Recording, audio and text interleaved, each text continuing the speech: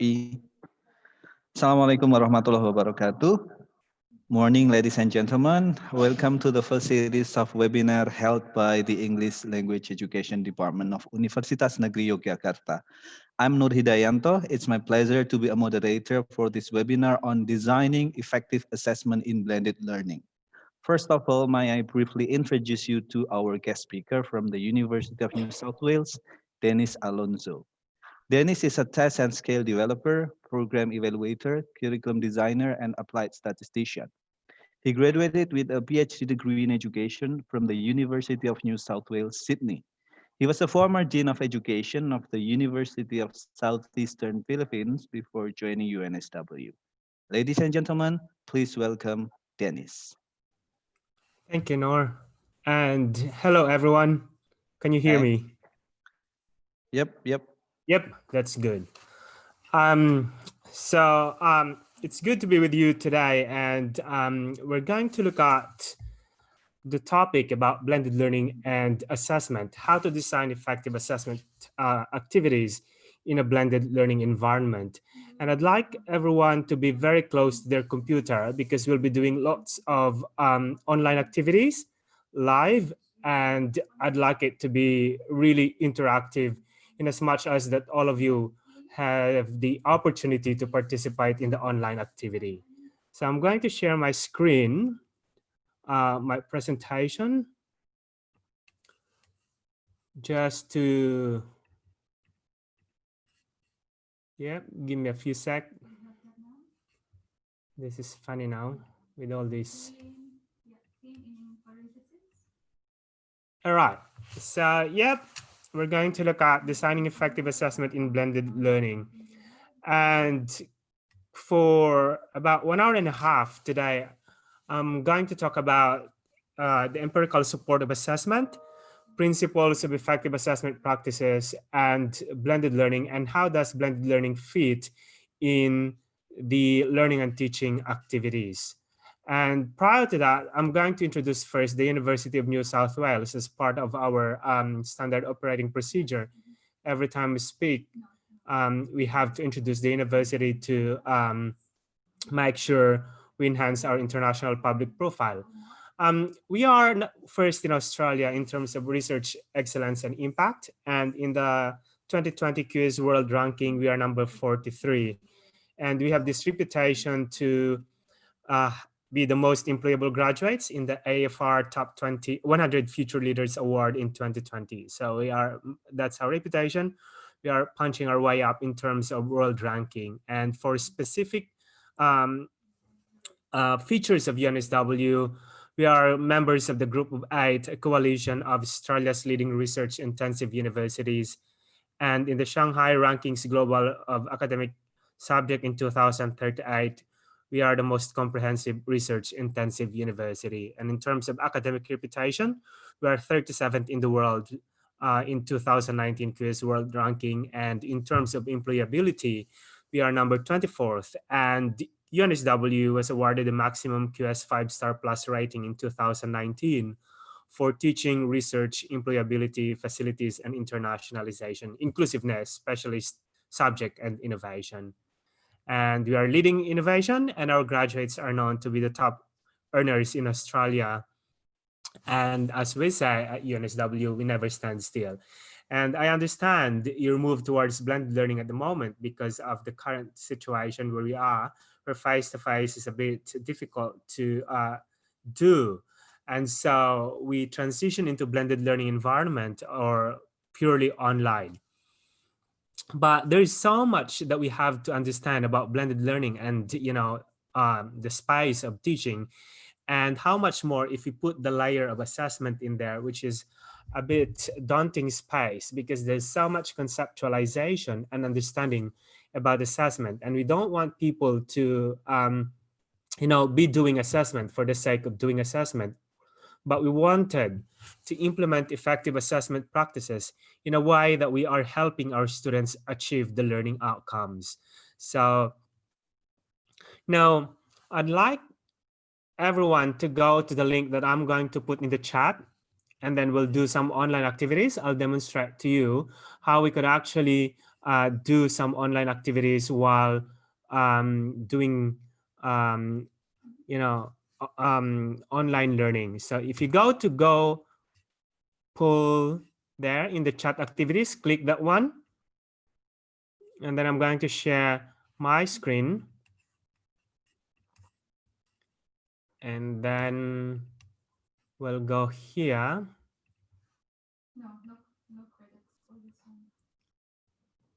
And you can start. The question is, what are your expectations today? I just wanted to know so that I can pattern my my talk to your expectation. Can you access the site, the paulf.com/DennisAlonso864? I need feedback from the participants. I'm trying. Yep.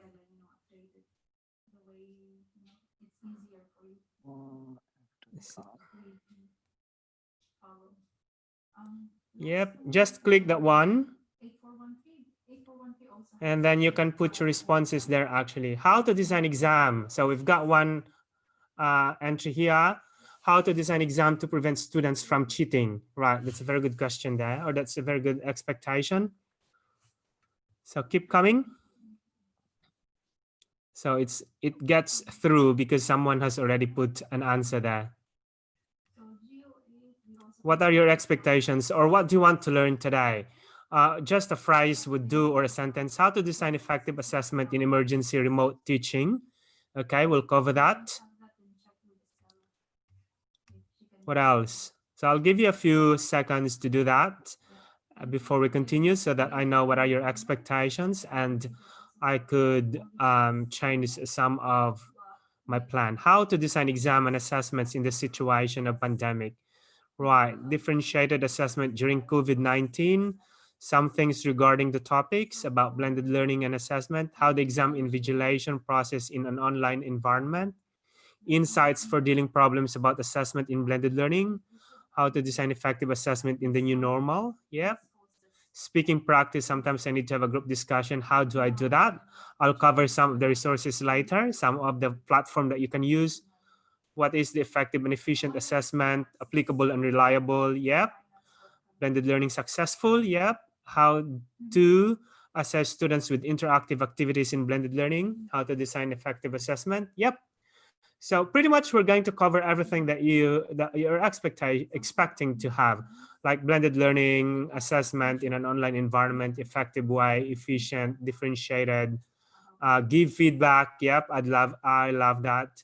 How can we run teaching and learning effectively due to limited access of internet? Okay, right. How to develop appropriate assessment used in blended learning. So that's really good. How to create online assessment effectively. All right, so keep going, keep putting your answer there, and I'll go back and read with that later. Yep, that's a very good responses, and we're going to cover some of those or most of those today. All right. Now, keep staying in that poll everywhere because I'll go live after again. Now, oh, sorry.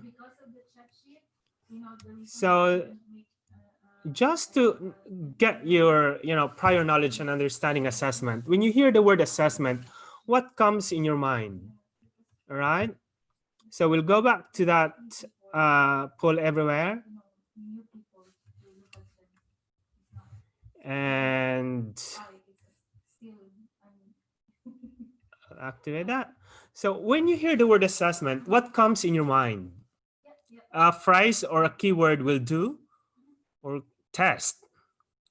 All right. What else? Improvement. I love that. When we do assessment, we think about improvement. We think about score, gathering of information, score, improvement, reflection, evaluation, feedback. Yep. Okay, so feedback. Now, as the word gets bigger, meaning more participants are putting that as their answer. So like the word evaluation and feedback, score and test, those are the most common responses. So we've got reflection, got test, evaluation, score, conclusion, observing, gathering, online, quizzes, feedback, information, and so on and so forth. So, yep, all right. Observing, harder term, and so on and so forth. So, yep. There are those answering in the chat. You should answer in the poll everywhere, not in the chat section. Okay. So we've got information again. So more responses are coming in, which is really good. Thank you for your participation. Right. So let's continue. So you've got so many ideas about assessment, and everything that you've written there are actually valid and true about the word assessment. So it means different thing for different people. But I'd like to point out today things or about assessment that are really important concept and conceptualizations inside the classroom, and how we can operationalize it in a way that we can use assessment to effectively support our individual students. So we said that of all those responses, we think about, assessment for learning. Everything that we do, test, observation, feedback, scores, gathering of information should be used for learning and none other else. Marking may be towards the end or awarding grades, but the main purpose of assessment actually is to support individual students for learning. If you are giving assessment activities and you are not using the information and those assessment activities are not helping students to learn effectively, then it's high time for you to rethink about those assessment activities, because the purpose of assessment is to support learning of students and support your teaching as well. All right. So let's go back to the poll everywhere. I'd like to look at what are your most common assessment practices today, because that's where the critical component that I'd like to be talking about. How can we transition our assessment practices? So answer that question. What are the most common assessment activity that you use in your classroom?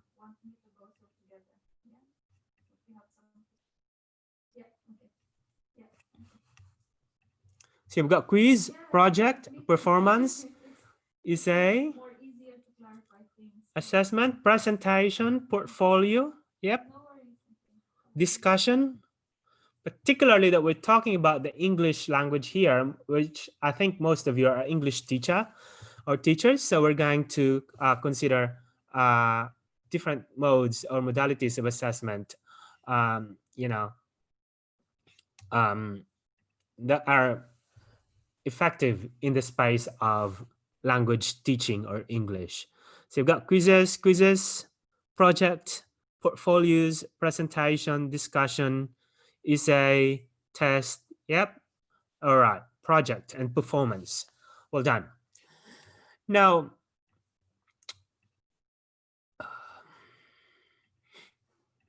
hang on a minute.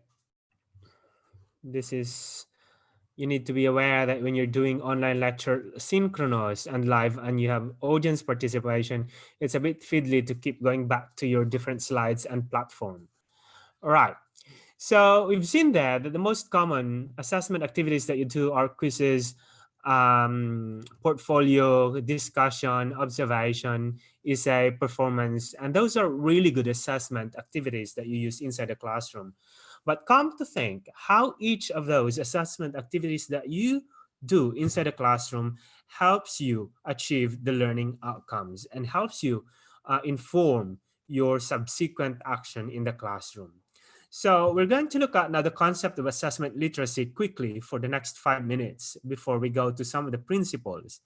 Now, when we think about assessment literacy, some of us will think about the summative examinations that we give, quizzes, the standardized examinations, PISA, the NAPLAN, which is an Australian context, or maybe the periodical examination that you give towards the end of the unit. Is that a really good practice? Or the assessment literacy is something that you possess all the basic principles of sound assessment practices, including its terminology, the development and use of assessment methodologies and techniques, including the use of formative assessment and summative assessment, portfolio assessment, standards-based assessment, criterion reference, norm reference. All these concepts are really good if we use those concepts to improve student learning. Now, how about this kind of assessment where teacher is constantly interacting with students and using informal assessment to monitor students' understanding of the learning outcomes and try to adjust their teaching if there's an opportunity that they see?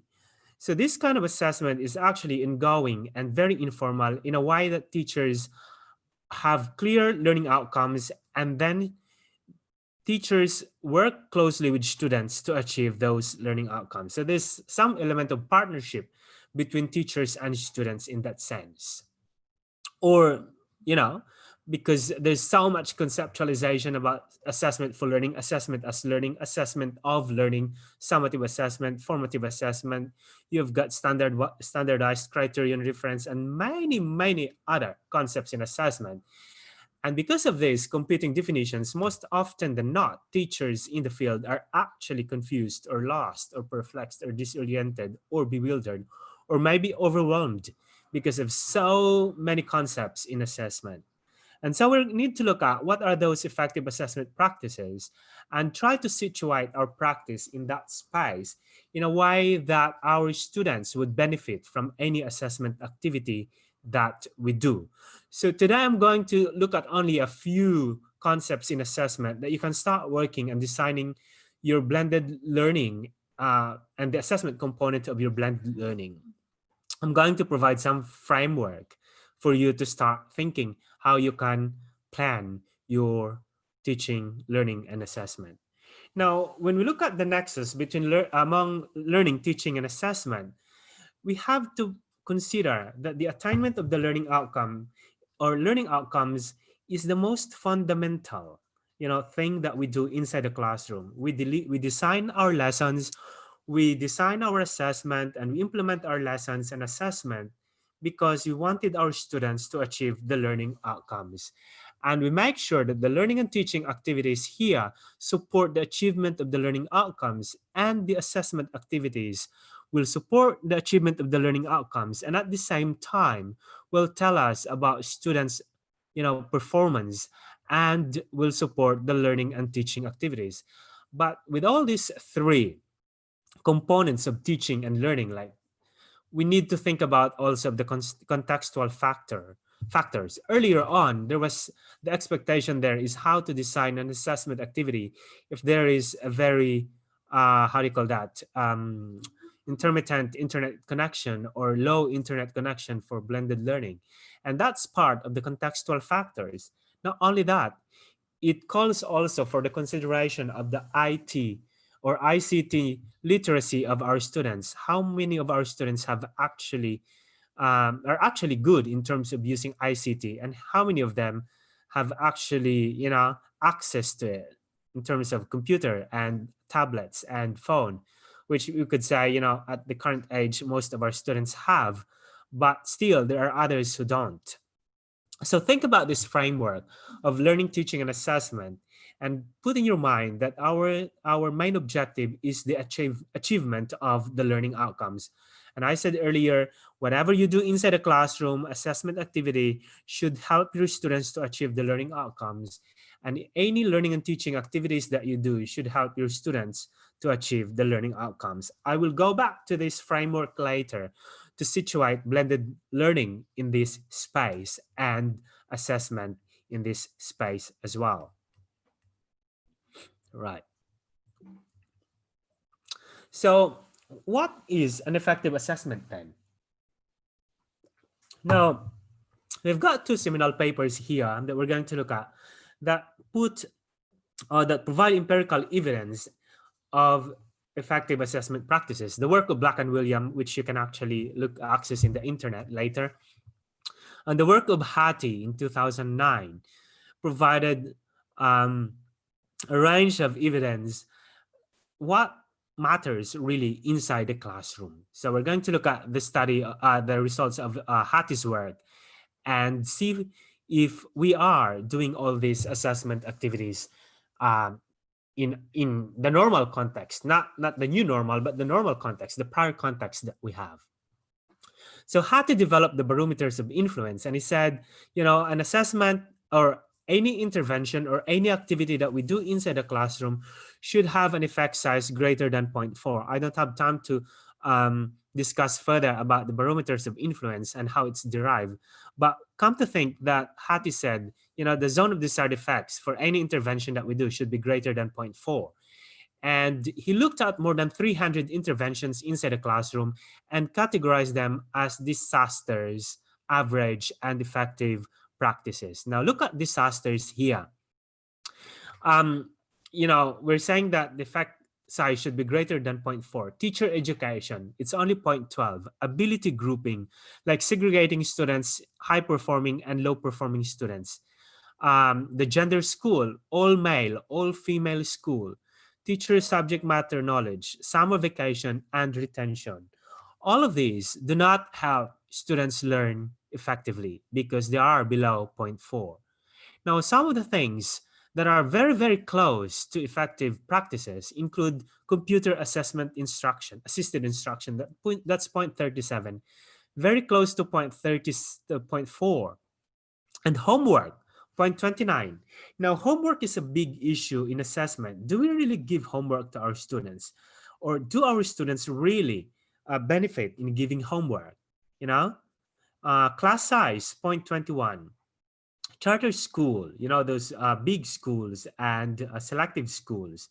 Now, I'd like to go back to homework because there's a big debate about homework. Some teachers love to give homework and others don't. But study shows that if homework is not done properly, then it has a detrimental effect to student learning. If we don't design homework in a way that it will help students, homework has negative influence to student learning. Why? Number one, students spend whole day in the class or in the school, and after that you give them homework. So they will develop that kind of understanding that learning is a difficult task and it's an ongoing task. And it's stretching their time so much that even after they go home, they still have to do something, And students will develop the kind of thinking that learning is a difficult thing because you need to invest considerable time. And another issue about homework is that who really does the homework? That's a question. So if your students will give you perfect, homework, the question is, who really does that homework? So there are so many issues about homework. And so one alternative that we give for homework is instead of, giving those drill or, exercises to students, we give them the materials to read in their home or in their respective houses. And then later on, when they reach in the school, that's where we talk about the resources and the materials given to them. So they've got prior knowledge before coming to school. So we're using a homework as a way to flip the classroom. Now, what are the most effective way, according to Hattie? The one there is self-reported grades or self-assessment. In the earlier questions that I asked, what are your understanding about assessment, or what, when you hear the word assessment, what comes in your mind, and what are the assessment activities that you commonly implement to your classroom? No one answered about self-assessment, but it's number one actually. Look at the effect size of 1.44. An effect size equal to 1 means that you can actually improve student learning by more than 50%. And self-assessment, self-reported grades, is one of the most effective assessment strategy, meaning you ask your students to reflect on the learning. If you're asking them to write an essay, give them the rubrics and give them their draft and ask them to mark their draft and identify their strengths and weaknesses against the rubrics and ask them what are the things that they need to revise in order to improve the learning. So it's a way of, giving more responsibility to students in terms of the assessment process, which I'd like to go back later. How can we take advantage of our students' ability to assess their work? If you have a clear understanding, or if your students have clear understanding about the rubrics and the task, they can actually do self-assessment. Self-assessment in a way that it will be used for formative purposes rather than summative. So they should look at the rubrics, they should look at their work and identify key areas of improvement. It's not a self-assessment that they're going to mark themselves or award themselves with marks or scores, but rather just to identify their areas for improvement. Now, second one is the Piaget program. Piaget program is a type of, from Piaget's way of thinking, like, sorry, you need to make sure that you teach first the easy concepts before the difficult ones.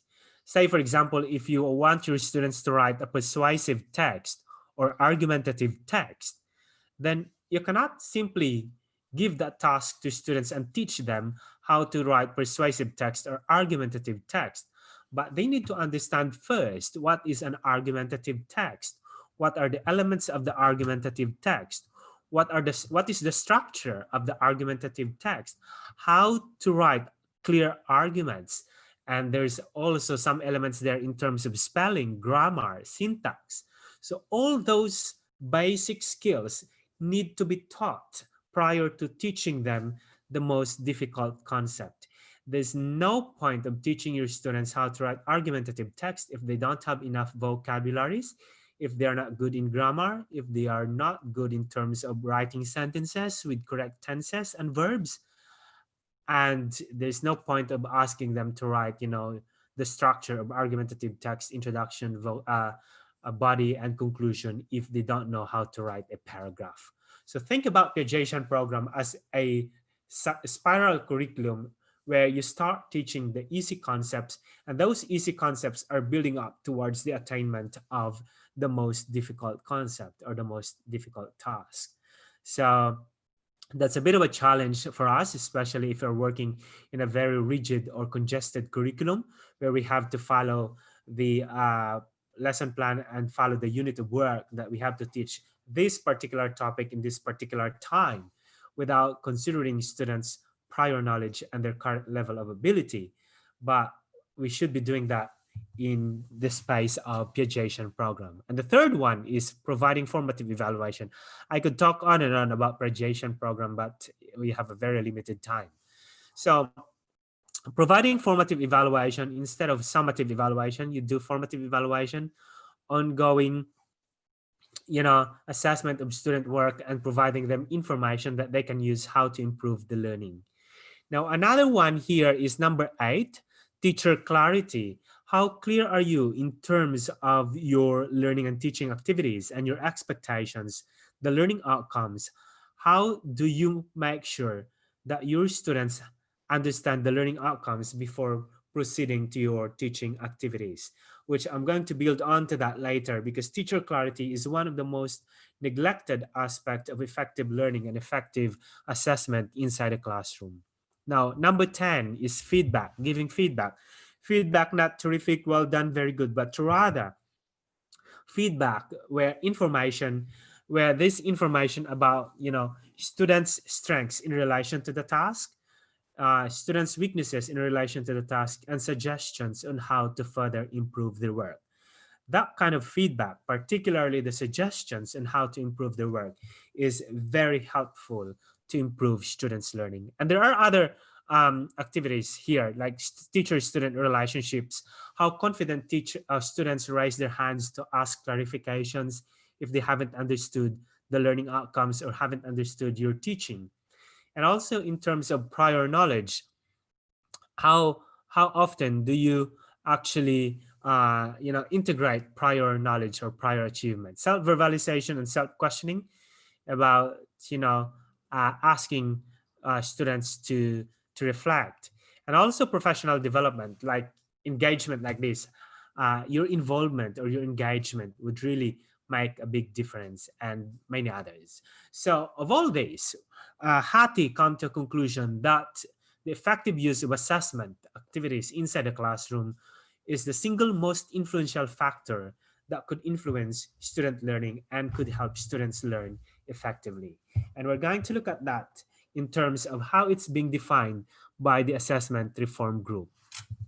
So when we say assessment for learning is the process of seeking and interpreting evidence for use by learners and their teachers to decide where the learners are in the learning, where they need to go, and how best to get there. Now, notice of these three phrases here actually used by learners and their teachers to decide where the learners are in their learning, where they need to go, and how best to go to get there.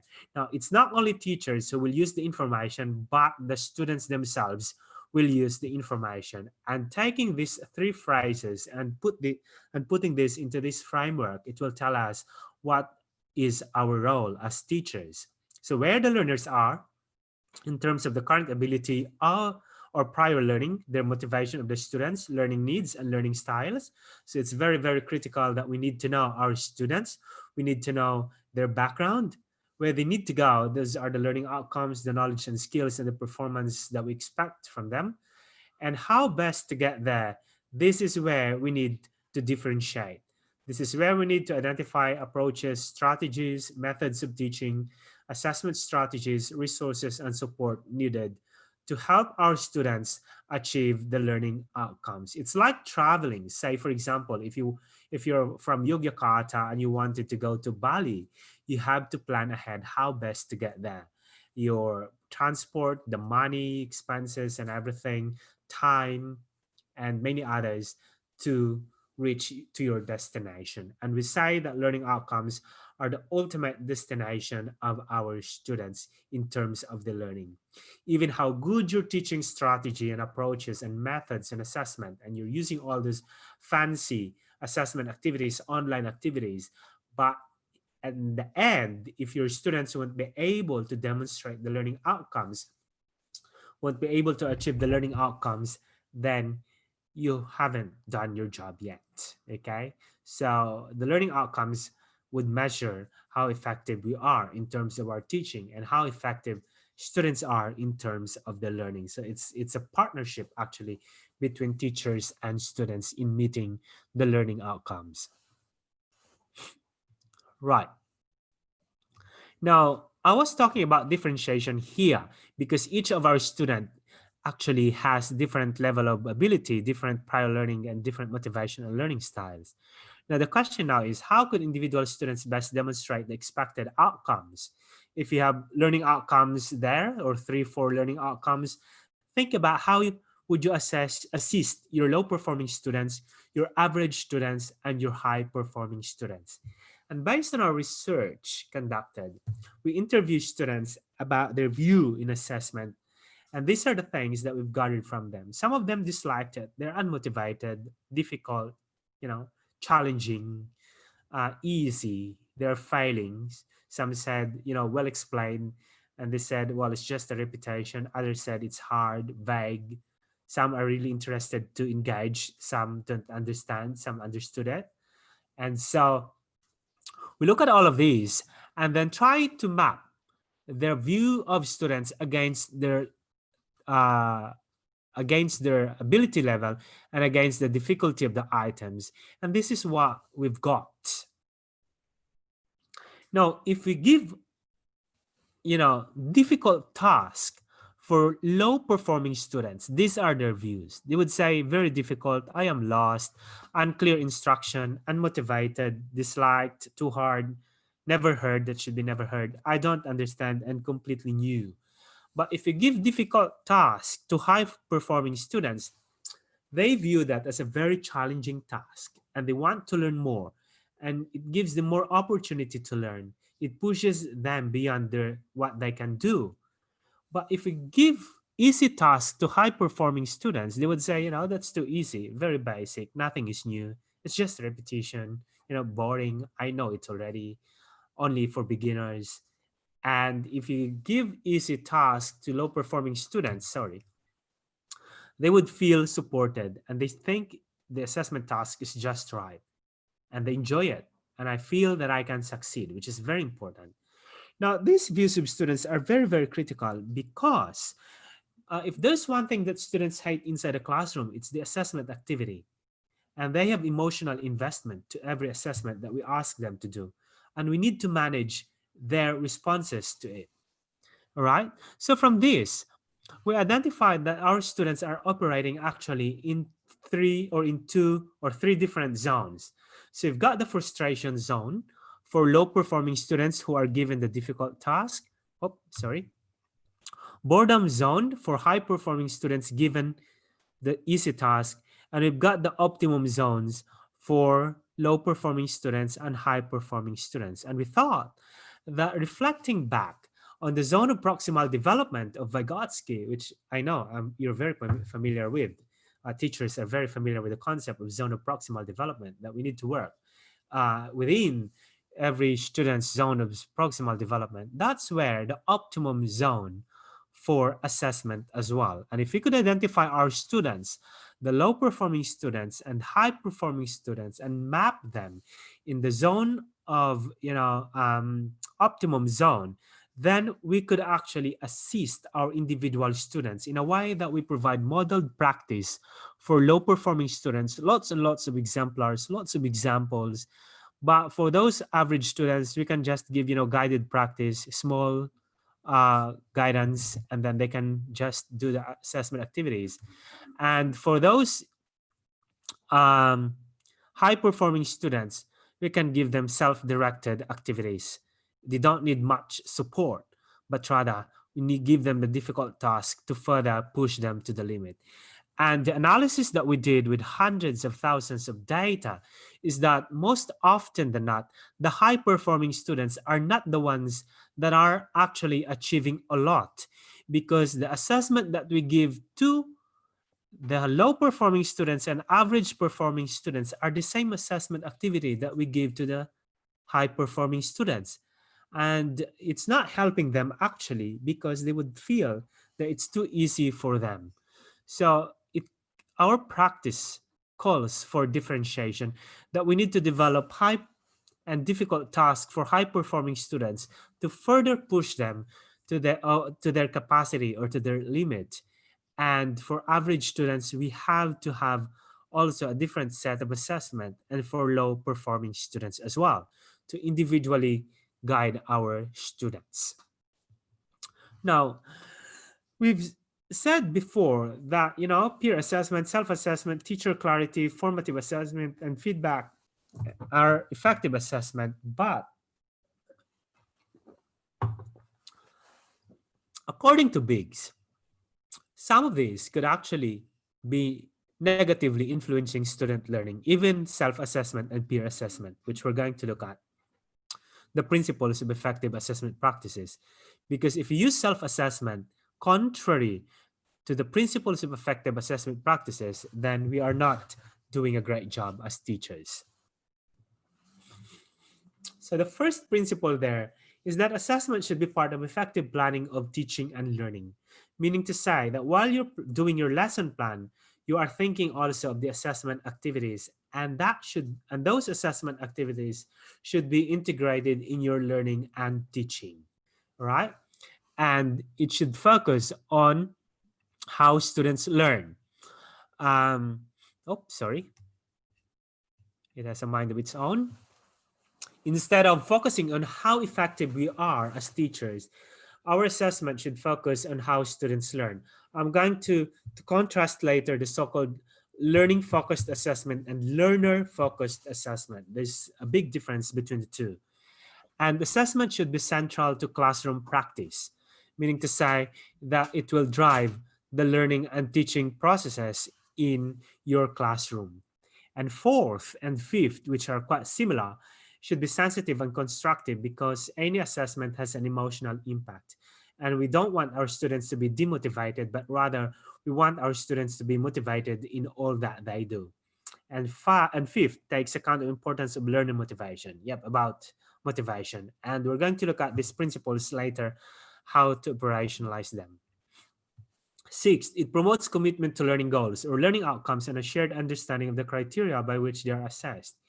If our assessment activities won't, engage our students, won't enable them to understand the learning goals and the criteria or the rubrics, then we have to do something. And one important principle there, our assessment activities should help learners know how to improve. Remember the definition of assessment for learning: for learners to use the information to support them in their own learning. Because you have to think that our students are the one learning actually. We are just helping them, providing them the scaffold, providing them the teaching activities to achieve the learning outcomes. And number 8, develops learners' capacity for self-assessment so that they can become reflective and self-managing. Now, we wanted our students to be self-directed in a way that if we have explained the learning outcomes, they can act on that and use their agency as students to achieve the learning outcomes. And number 9, recognizes the full range of achievements of all learners. And we have to remember that our students, individual students, could demonstrate the learning in many, many different ways. There is no one size that fits all the achievement of our learners. So we need to acknowledge the full range of achievements. And number 10, a key professional skills. Think that we need to engage. In my capacity as an assessment practitioner, I still engage in many professional development activities for me to learn new trends in assessment. And I've found out that there's so many that theoretically supported assessment activities that are not yet being done inside the classroom, which we wanted to make sure that we take advantage of those new and um, appropriate assessment activities in the classroom. All right.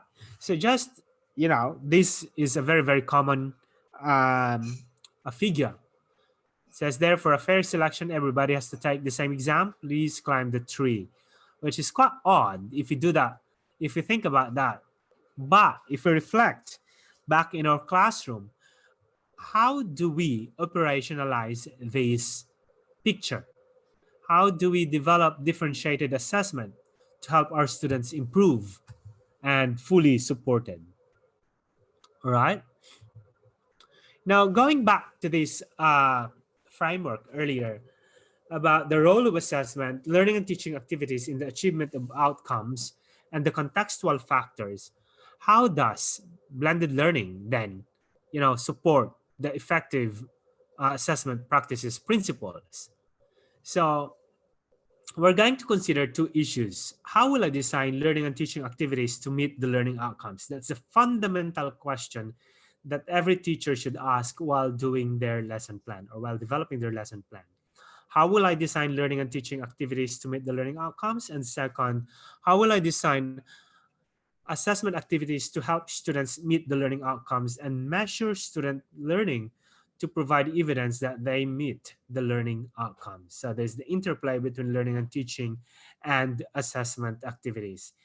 And we have to answer these two questions for us to implement effective learning, teaching, and assessment activities. So the role of learning outcomes is very important in the space of learning, teaching, and assessment. Now, we're going to look at quickly learning outcomes and how to develop learning outcomes that are clear. So it says there, classroom where students understand the learning outcomes for daily lessons see performance rates 20% higher than those where learning outcomes are unclear. And when teachers start from what it is they want students to know, then design their instruction backward from that goal, then instruction is far more likely to be effective. Meaning to say, before we start planning, we need to make sure that we are clear with the learning outcomes. And we need to make sure that our students have understood the learning outcomes before proceeding to our activities.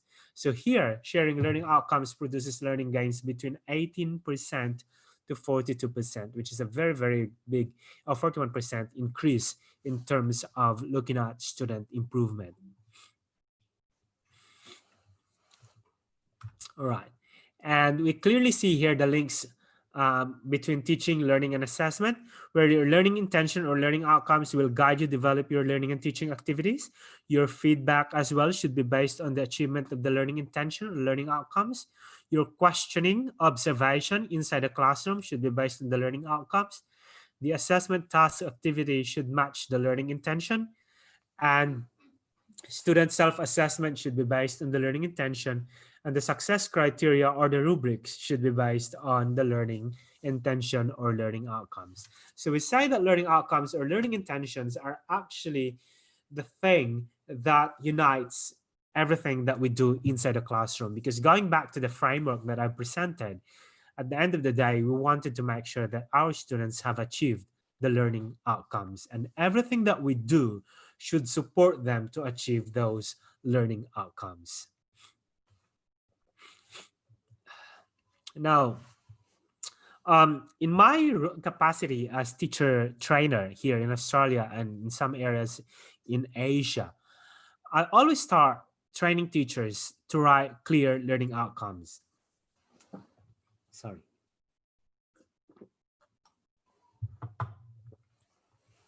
So it says there, vague and unclear words should be avoided as they will not help your students to achieve the expected outcomes. And we need to use language that students can understand. There's no point of using all these technical terms and jargons if our students actually haven't understood the learning outcomes. We need to make sure that we are writing the learning outcomes using their own language or using the level that they could understand. And another one. Oh, all right. So quickly go to poll everywhere again, and let's see your judgment in terms of these learning outcomes, if they are clear or not. So, yep.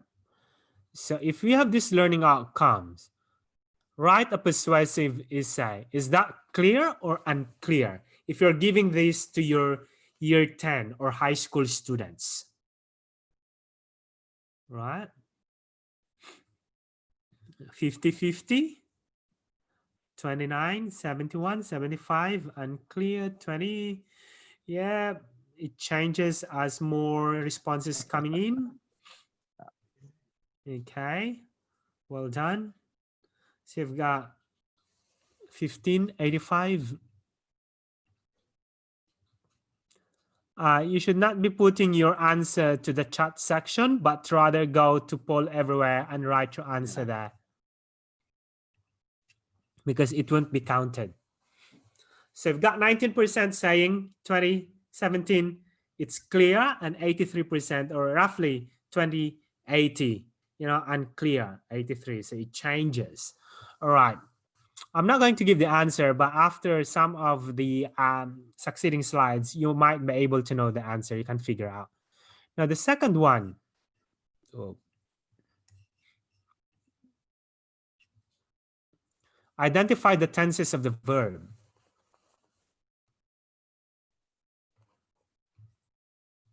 All 100% saying it's unclear. Clear. 75, 20.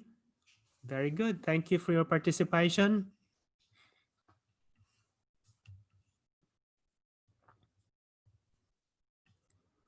You can use actually this poll everywhere for your formative assessment while doing some lectures. It's free subscription, and I'm going to give other 16, platform that you can use free subscription for your online learning or for your blended learning. Yep. So next one, how about this?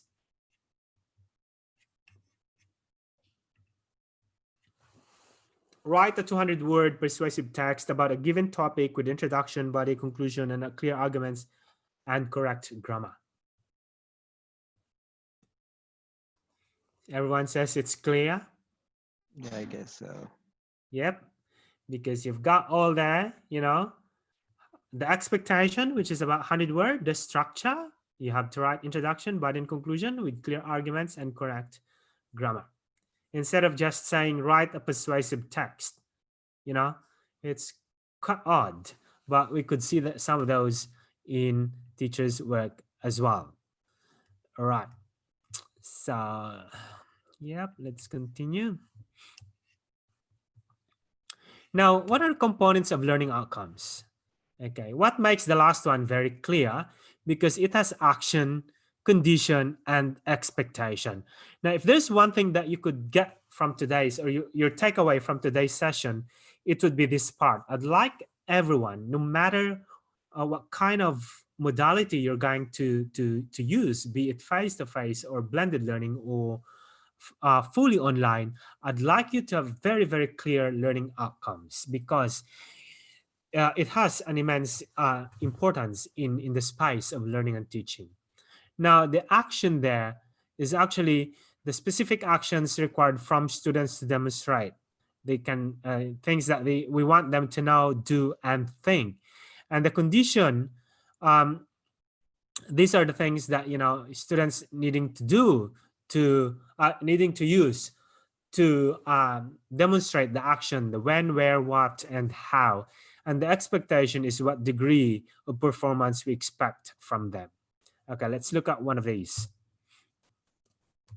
So the action is from the Bloom's taxonomy, which you can just Google that. Remember your Bloom's taxonomy from remembering up to creating. There are words that are, verbs that are given by Bloom's in there that we can use. So I'm not going to take time to explain those. The condition, for example, using calculator, reading a newspaper, conducting survey, observing a particular movement, jumping 20 times, or reading pages 12 to 33, and so on and so forth. And the expectations they are quite subjective in a way, but we found out that if we put these words in the learning outcomes, we're giving students actually some kind of clarity that we're expecting them to exam, rather than just say, write a persuasive text. But if you say, write a persuasive text with 200 words, that your expectation, 200 words, and with accurate or with clear structure and correct grammar, so you are actually enhancing students' understanding that there's some degree of expectations that you want them to meet. Okay, so how to identify the most appropriate assessment type? The question now here is about the Bloom's taxonomy. I'd like you to go back to your Bloom's taxonomy later, from remembering up to creating, and these are some of the terminologies or verbs there that are used and will help us also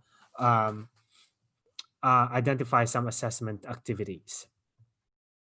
Now, if your learning outcomes are clear, the next step that we need to do is to construct the table of specification. This is test blueprint. Like you're building a house, you need to have a blueprint.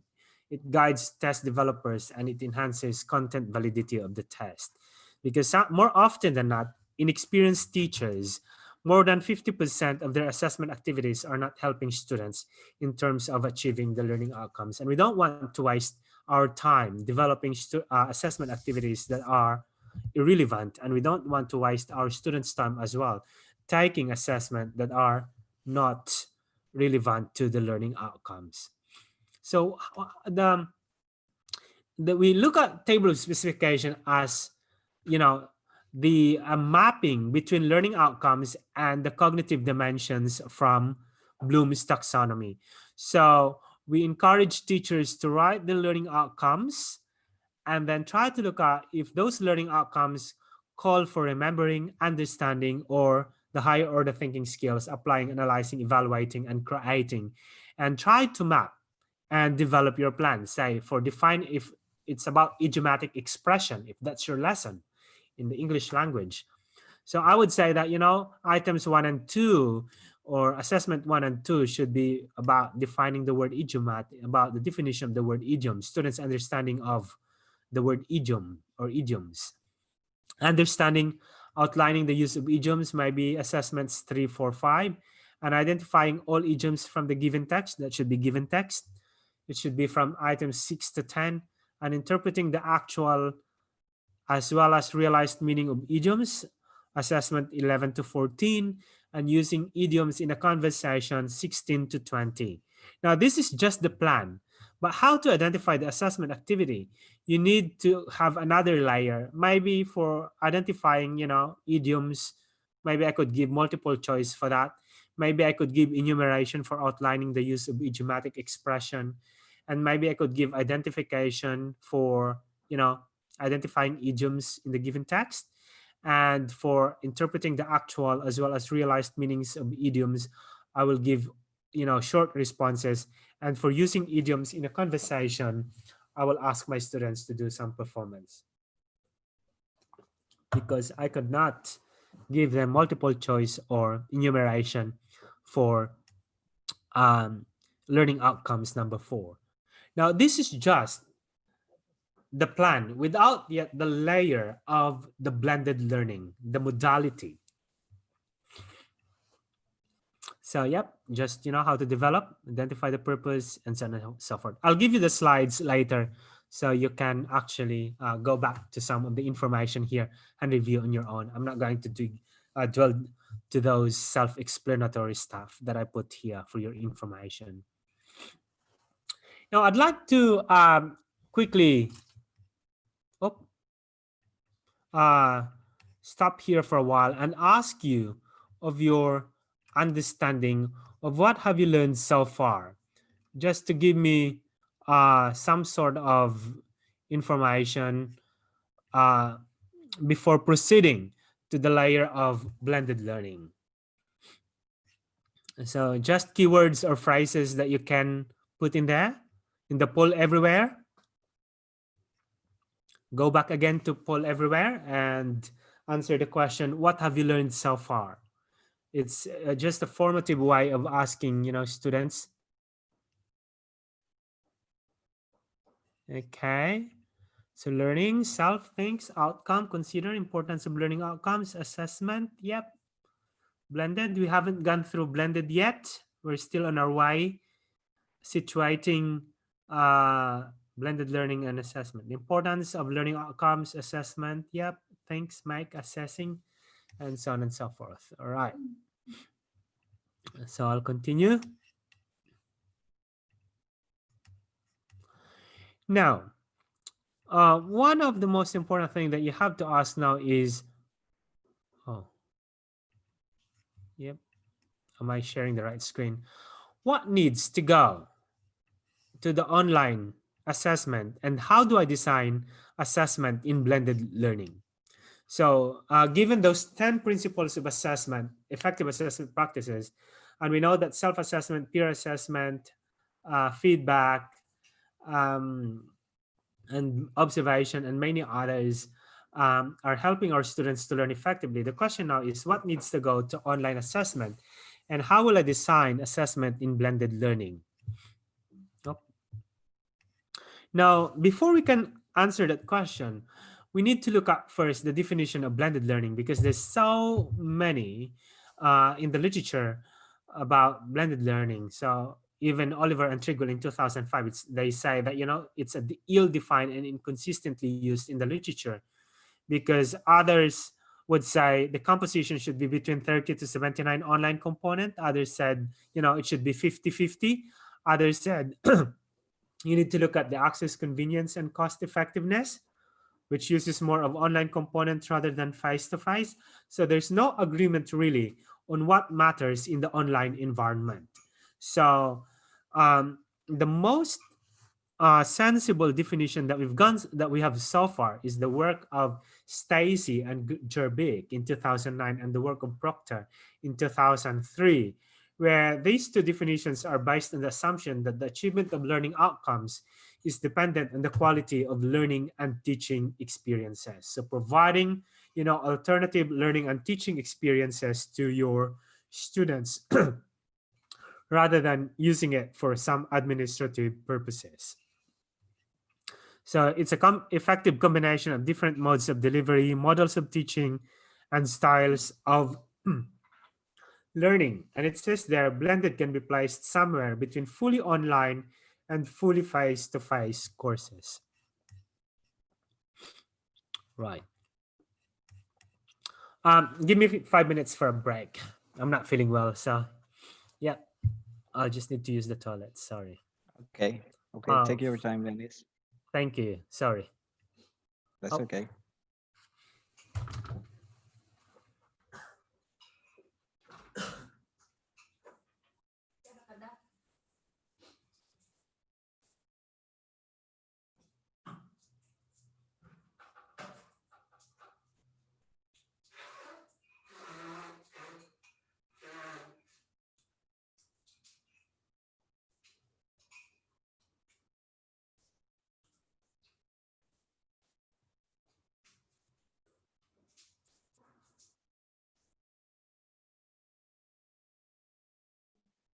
So, Bapak Ibu, if you have any questions, kindly write your questions on the Q&A feature of these Zooms. And we are going to select some questions to be given to Dennis.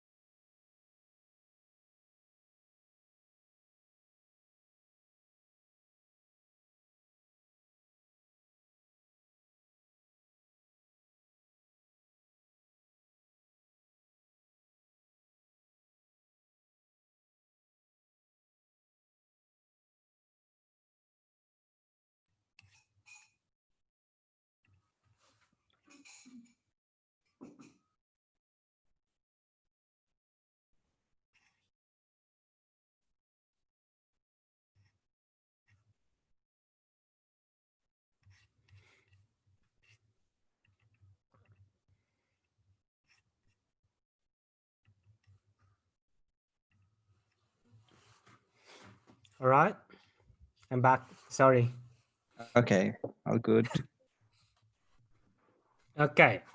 So, yeah, to reconcile the issue of the definitions, competing definitions and conceptualizations of blended learning, we prefer to use these two pedagogically linked definition of blended learning. Can be placed between fully online and fully face-to-face, and the combination of different modes of modality of teaching and styles of learning. And the main reason why we combine different modalities of learning is that we want to provide quality learning and teaching experiences and alternative experiences to our students to achieve the learning outcomes. Again, I'm emphasizing the achievement of learning outcomes. I'll repeat that over and over again because that's the most essential thing that we need to focus on inside our classroom. So, yep, I'd like to ask some of you if you have an experience in the online learning. So go to Poll Everywhere and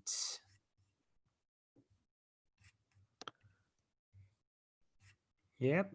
Have you had experience teaching online? Yep. So So most of Dennis, you. Yeah. there might be some delay in the YouTube, so you may want to provide some like extension for them to write on your poll.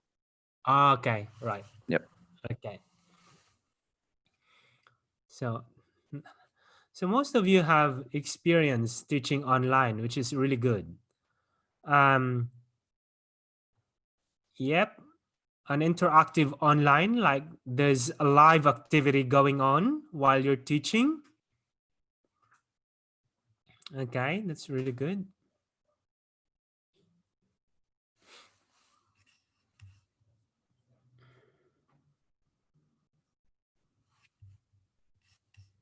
Okay.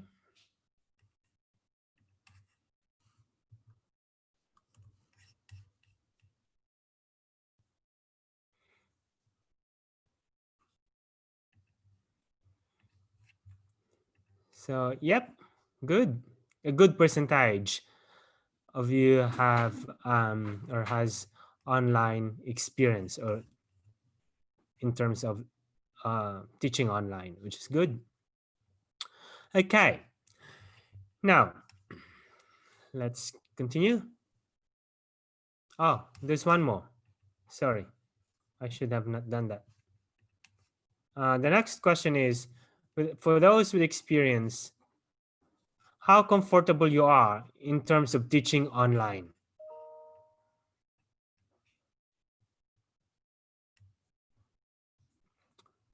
Yep. So there are those who are very comfortable, smiley face, and those that are sad face. Sad, yeah. In between. Okay. Oh, there's one outside there. So mixed. And we could understand that because even here in Australia, where online learning is very, very, common, we are still struggling in terms of how to implement it effectively. And there are so many issues in terms of assessment in the space Mhm. of online environment because we transitioned from term 1 quickly to fully online until term 3 this year. We are still doing all online activities. Yep. Thanks for your participation.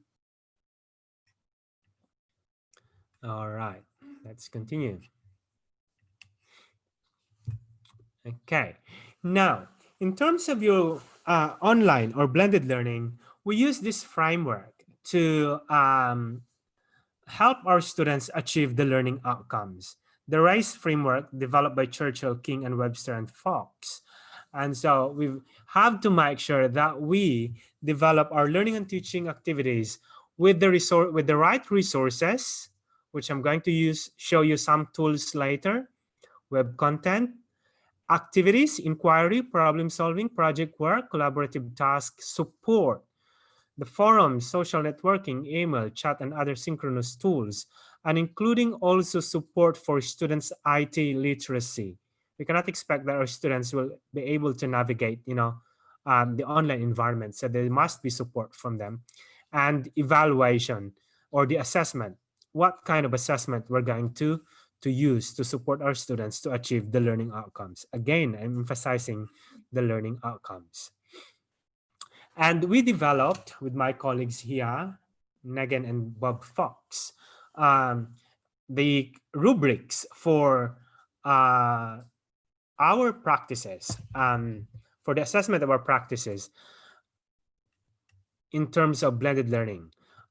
For resources, we want to have the criteria here are 2, availability of course resources, availability of formative assessment resources, and we want all teachers should be here.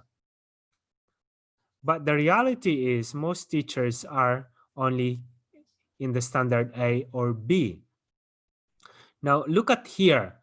We want students to participate in the creation of the online resources, especially if you're teaching in the higher years.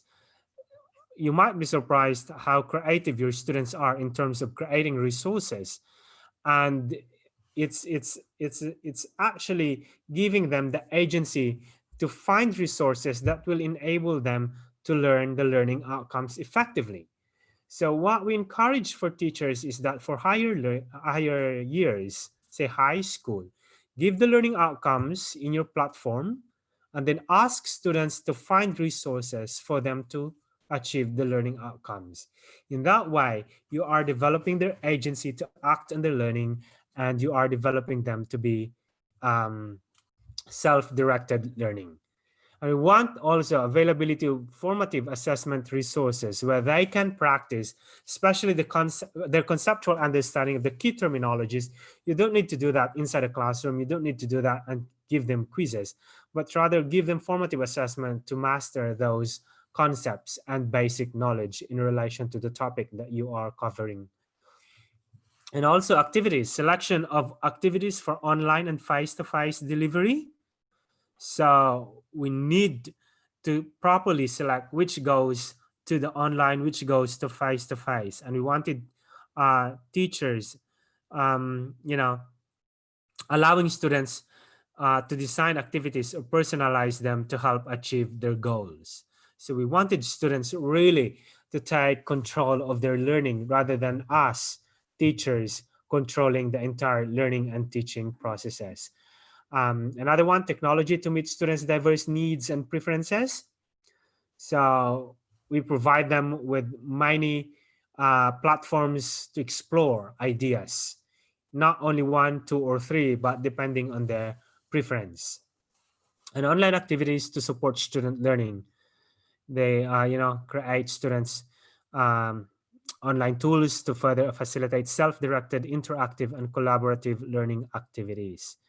We want you to be here, but you can start somewhere here in standard B and try to navigate yourself towards standard C.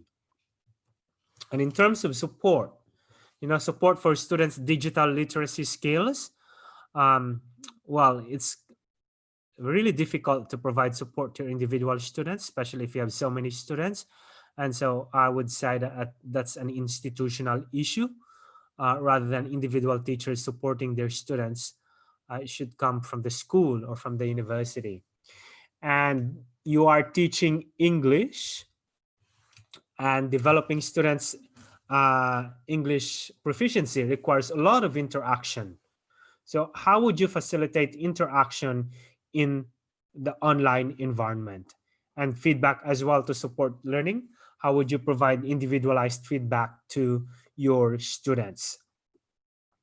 And the opportunity to receive peer feedback, comments or blogs or discussion forums or reviewing each other's work. And in terms of assessment, design of your assessment task, differentiated assessment for low performing students, average performing students, and high performing students. And students access their progress and achievement. Remember the definition of assessment for learning, that they need to monitor the learning. How would they know that they are achieving the learning outcomes? So you need to provide a strategy in such a way that they would always refer to the learning outcomes and take the learning outcomes that they have achieved. So we encourage teachers to use learning outcomes as a handy tool for students to every day check their understanding and attainment of the learning outcomes. Ask students to write the learning outcomes in their notebook, and after a few days, ask them, have you achieved these learning outcomes? And if you haven't achieved, what are the things that you need to do to help yourself achieve those learning outcomes? And of course, self and peer assessment, standard B plus continuous self-assessment is encouraged to help students achieve their own intended goals. So always ask students to do self-assessment. If you are, asking them to write like composition, different types of text types, persuasive, imaginative text, essay, or whatever, always ask students to attach the results of their self-assessment, and that will encourage them to reflect on their learning and look at their work against criteria and say, oh, I need to do this, oh, I need to do this in order to improve, oh, my grammar here is bad, so what I'm going to do with this, things like that. But we need to help our students in that space. We need to train them how to do self and peer assessment as well. Yep. Oh, I'm done. Now, some of you have done also blended learning. My next question now is, go to Pull Everywhere again, just to give me information. Have you used online assessment before? Just yes or no?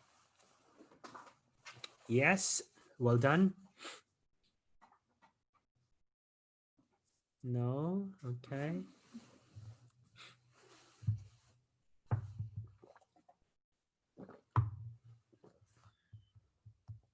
We'll wait a bit and see.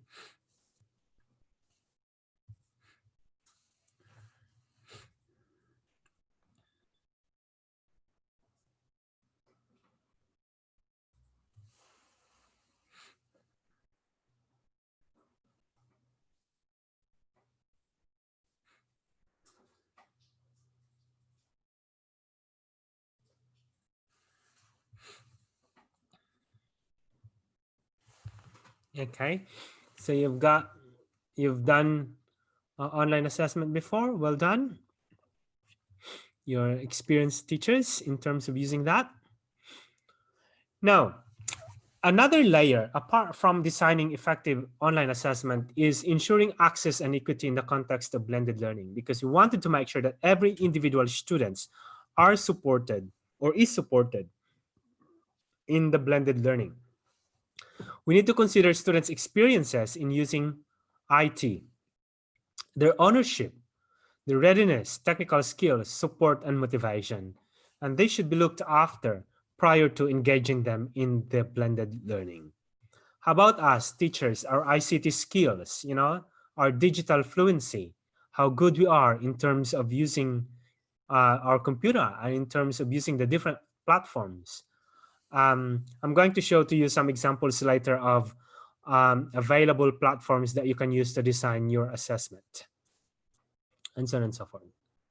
Now, going back to our example in terms of the idiomatic expression on the table of specification, what online assessment can be used to do this? So you've got multiple choice there: enumeration, identification, short response, and performance, and the learning outcomes. If I'm going to overlay that with the blended learning approach, I'll go for the definition of the word idiom in the online environment. Ask students to practice, some online quizzes, which I will develop. And outlining the use of idiomatic expression, I will develop that using online as well. And identification. And the short response here could be online or face-to-face. And the performance, use idioms in a conversation. Maybe I'll ask my students to do video in pairs and keep on practicing and practicing until they can present a good video to support, to demonstrate that they have using idiomatic expressions in a conversation.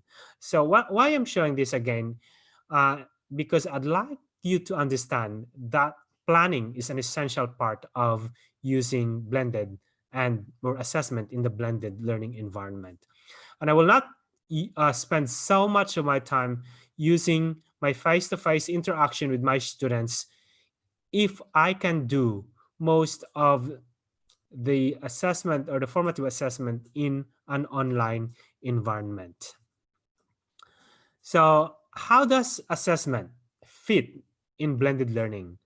Now, we know that assessment is context driven, as we said that, especially in the language education. So there's the difference between learning-oriented assessment and the learner-oriented assessment.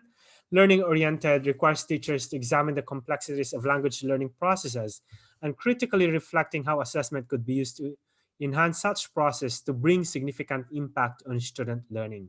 So it's about, the learning, whereas the learner-oriented process, it's about the individual students. Student-focused pedagogically linked approach to assessment requires examination of students' characteristics and analyzing how assessment could be tailored to the needs of the students and enhance their learning. So the key there is knowing your students individually. Who amongst your students could do actually online, and who amongst your students could do face-to-face, and who amongst your students have the prior knowledge in relation to your topic, and who amongst your students need more help, So that's the kind of concept that we are trying to embrace in language assessment. So that requires then empowering students to take active role in the assessment process. Instead of teachers taking control all the processes, we are giving more responsibility to the students to engage in their in their assessment activities, and increasing their agency to act on assessment activities. Instead of giving the direction, we give them the learning outcomes and ask them to explore in ways that they can address those learning outcomes, and giving them choice on how to demonstrate the learning. So it's very important that we recognize that students could demonstrate the learning in many, many different ways. And negotiating the pace of assessment, when they should be supposed to be doing that should go to their own control of the assessment process. It's really hard to implement these four general notions of assessment in blended learning because of our power struggles as teachers. We wanted to control all the activities inside the classroom, but it's actually counterproductive if you look at from the spice of blended learning, where agency, autonomy, pace, and choice are very important consideration why we have blended learning approaches. It's actually letting go of the power inside a classroom that we hold for so long as teachers. We want our students to do activities 1, 2, 3, and 4. But in the blended learning approach to assessment, that wouldn't happen because you are increasing students' autonomy, agency, and pace and choice to do the assessment activities. Maybe they can do assessment activity number 2 first before going to assessment activity number 1, or maybe they can go backwards 3, 4 to 1 or 4, 3 to 1, depending on the negotiation that you and your students would do. But the bottom line there is that we need to empower our students to take active role in the assessment process. It's very, very daunting space because we don't really know what's going on at the end of the other computer where our students are logging in. But giving them the choice and the autonomy would empower them as active learners. And so what we encourage is, if you are doing synchronous lectures like this, ask your students or to do some online activities to, look at if they are following through your lecture or not. Kind of assessment activities, formative assessment and very informal assessment activities. Now, one effective way that we found in terms of, using face-to-face and blended effectively is the so-called flipped classroom. In using flipped classroom in a normal situation, the materials or the concepts or the books, reading materials are introduced to students outside of class as their homework. I've mentioned this earlier. So we give the materials, reading materials ahead of the time, and students spend reading the materials in their home or during their free time. And then when they come to school, that's where teachers and students work together to apply the concepts, the knowledge that they have gained from reading the reading materials. Apply, analyze, evaluate, or create something. So we are giving students the agency to read the reading materials before coming to the classroom. But if you're not using face-to-face yet, you can also use videos. Students will watch the videos prior to the class time that you have. So you are maximizing now the class hours, direct contact, maybe face-to-face or online synchronous with your students, to apply the knowledge and concepts they have learned from the video, from the reading materials, from the resources that you provided with them.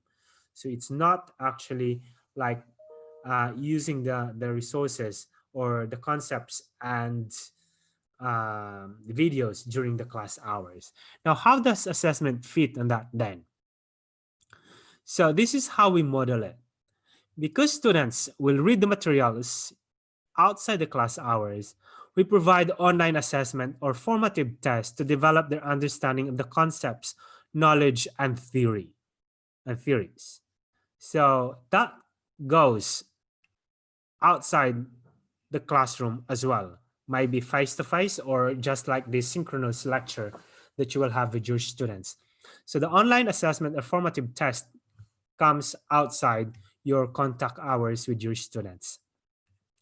And then for higher order thinking, you can ask your students now to do online assessment and formative tests as well, like analyzing exemplars, audio visual, and how students demonstrate the expected performance indicated in the rubrics. They can design their own, assessment activity.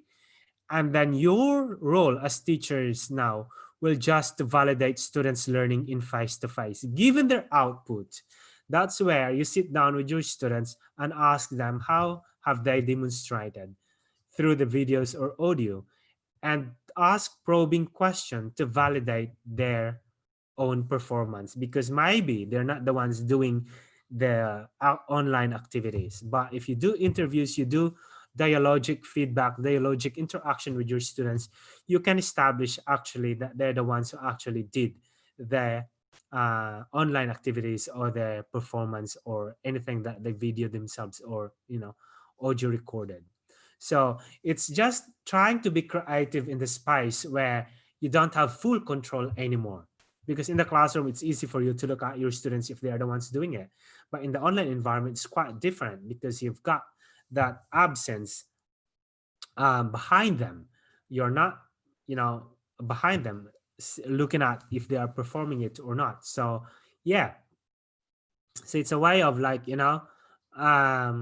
trying to be creative so that you give full autonomy, full trust to your students, but at the same time you have a way of validating the learning. So through interview maybe, or through asking them questions and giving them another type of assessment when you see them face to face. So we just need to be very creative in that space. Sorry. So this is what we normally follow. So we share learning outcomes and success criteria to students. We provide practice tests, which is teacher controlled. This is where you're going to develop this online test, online assessment, online platform, online portfolio or whatever. And then students will demonstrate their performance of the learning outcomes. This is now the student controlled, and they're going to provide evidence of their attainment of the learning outcomes and success criteria, which is mostly online. And then the practice test will inform also their performance. So we see here practice test, teacher controlled, to be something that will provide them scaffolding or support while they're doing while they're preparing to demonstrate the learning outcomes. And that may take either online or face-to-face, depending on your design. And all the information that's gathered from practice test and performance, student controlled and teacher controlled, should be used for decision making in terms of awarding mark, in terms of giving feedback to students and asking them to revise their performance, or in terms of establishing the validity of the claim of the students. So use the information for decision making in relation to the performance of the students to give you a good sense of their performance. And if you see that your students are not achieving the learning outcomes yet, then you need to make a decision that they need to go back to this practice test and revise their performance. It's an ongoing process of many iterations, because you give choice to students, you give them the autonomy, you give them power in terms of controlling the performance. So instead of saying you haven't done this and your mark is only 50 out of 100, you give them the opportunity to go back and do the practice test, to do the performance again, to record the video or whatever, and then use the feedback that you give to them to improve their performance. It's an iterative process of ongoing formative assessment, and taking advantage of the technology and face-to-face, and taking advantage of your teacher-controlled formative test, and empowering students to have full control of demonstrating the learning outcomes and success criteria. So think of this framework for iteration or iterative process of blended assessment activities in your classroom. So what are some of the resources for developing online activities? I'm just being mindful of the time. So you've got Google Forms. You can actually explore some of these later. You've got Plickers. So yep, Poll Everywhere, which is the one that we're using at the moment. While you're doing your lecture, your students, you can check their understanding. You can check their prior knowledge. Socrative.com, which I'm going to demonstrate after these few slides. Nearpods, ClassFlow, Formative, ClassKick.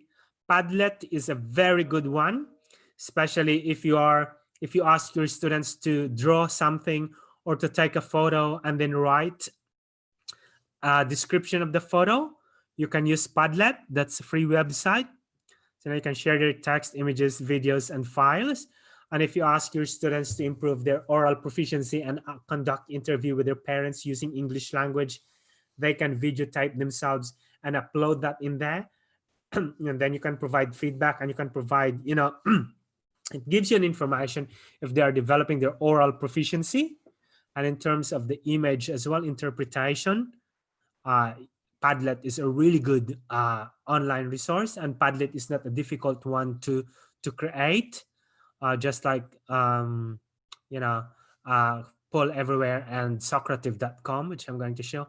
Seesaw is a very good resource. If you have money, you can invest in Seesaw. Seesaw allows participation of parents, especially if you are teaching in primary, where you can put videos there of students talking about the learning, talking about, enhancing their oral proficiency, and parents could comment on that. It's a protected type of resource. So it's like a Facebook actually, where everyone could upload, the artifacts of the learning, and everyone could give comment in a way that will help students learn more and identify their strengths and weaknesses. Then you've got the Recap, Kahoot, Quizzes, Quizlet, Quizalize, Traventy, Sketchy Party TV, and many others. But these are the free app that you can use and are very handy, very easy to use in the classroom. Now, I'd like to demonstrate one more software before we proceed, which is very easy one. Hang on. So if you go to Socrative.com, I'll just put that in the slide. This one has a benefit in terms of hang on, where's the chat there?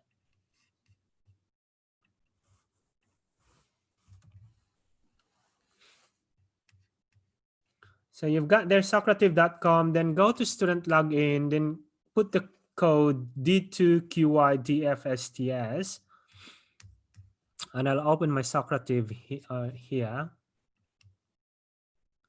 And then I'll launch the quiz. I haven't shared my screen yet. Hang on for a minute. Okay. Now, one thing good about Socrative is that you can actually ask your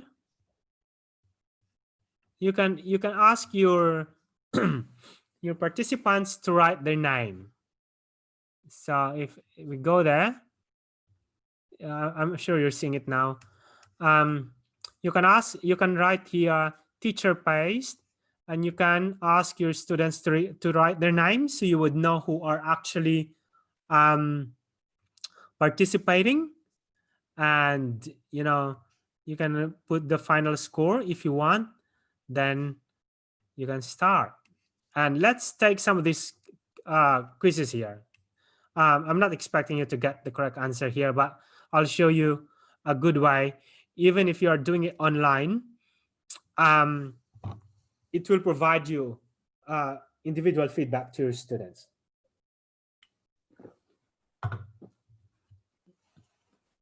So you've got 8 students answering out of 201. So you see this one? It tells you how many students have logged in. That's 8, but only 3 students have answered. So it gives you an idea how many students are actually active during synchronous session. Because the problem with the synchronous session is that some students will just turn on their computer, and that's it. And they're doing another thing. But if you keep integrating activities like this, you would know who's those students participating and if you're getting a good number of participation. So if you do online teaching, do not just keep on talking for how many minutes or hours there without integrating online activities, because you'll never know how many your students are actually participating. So you need to have some kind of a strategy to get students participation. So some of you don't have good internet access, and we could understand that. So just to demonstrate this Socrative, so you can click how did we go. Now the correct answer is B. 30% got it. Some said testing, 36%. Now you can show explanation here, and it gives feedback to your students. The correct answer is B. When you measure something, you assign number with specific value. Assessment, on the other hand, is the process of measuring, recording, and collecting evidence and student learning. And testing is a process of measuring a construct. Evaluation is making judgment. So just imagine if you are giving formative assessment like this and your students are allowed to take the test and it's giving them feedback even without you in the picture, it reinforces their understanding and reviewing the concepts. So we've got another question, a second question. Let's go. What is the psychosocial attribute being measured by the test items? So give it a go. And yep, so starting to, the answers are coming in.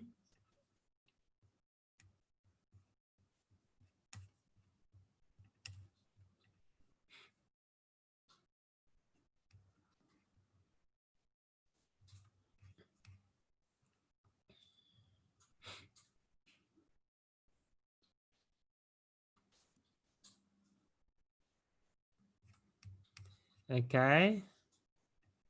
So we've got 19 answers. Let's see, how did we go? Ability, the answer is construct. And you've got the feedback below. So students could access that even if you're not online.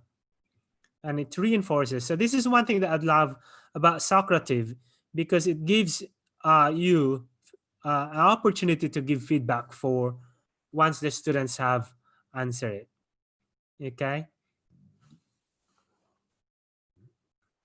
Let's try one more before I'll show you. Okay, this one. Just try to guess. I don't mind if you get it correct or wrong.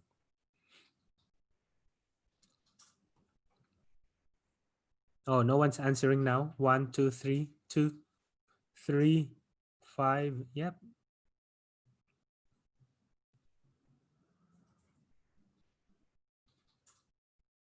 Okay, so we're talking about now here Bloom's taxonomy, which require students to break down the concepts to recognize the organizational principles involved.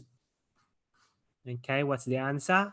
It's about analyzing. Yay, it's a big percentage, 65. So you know that. And so the explanation is here. Now, once you're done with it, you can actually go finish and look at that. Oh. And it gives you a report. See, who amongst your students have answered correctly or not? I'm not showing your name. I'm protecting everyone here.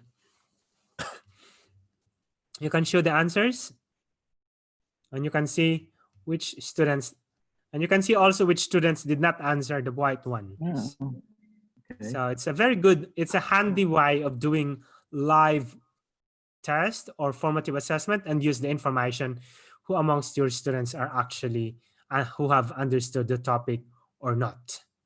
Okay, so you can explore Socrative.com, that's free, and all other resources, apps that I've shown in the slides. I'm going to give the slides later to Noor so that he could distribute it to you.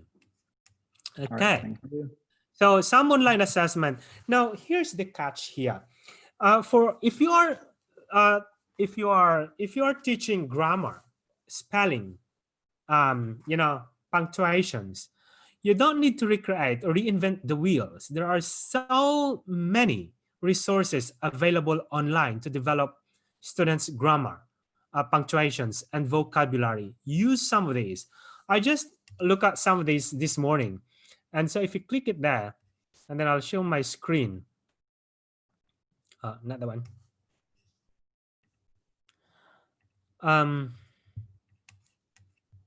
You can use some of the resources, like this one.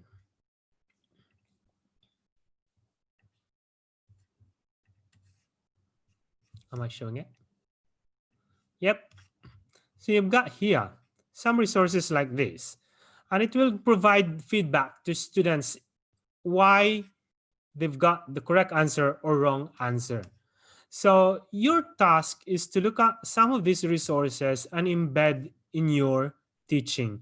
Instead of you teaching them how to have good grammar or how to have good vocabulary to develop their vocabulary, use the many, many resources available in the internet. The challenge now there is to find these resources. They are available online.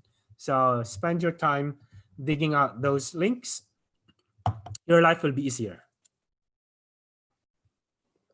Then develop your own resources as well. So the question is, to end, how does assessment fit in blended learning? Now, use it as a pedagogical tool to engage students in their learning rather than in summative way. Use it more for formative purposes to support them in the learning, to check their understanding, to engage them in the learning process rather than more on summative assessment. But you can use that for summative assessment as well. And should be student-centered, the learner-centered assessment. Know your students' background, learning needs, learning needs, motivation, and etc. And should be differentiated. Give a different writing task for low-performing students, for average-performing students, and for high-performing students. Give choice and autonomy to your students to demonstrate the learning. And all assessment activities should be aligned to the learning outcomes. That's very, very important. Paramount to all of these. All assessment activities should be aligned to learning outcomes. Do not give assessment activities that are not aligned to learning outcomes. So I'll leave you in this note, with this note. Oh, where is that?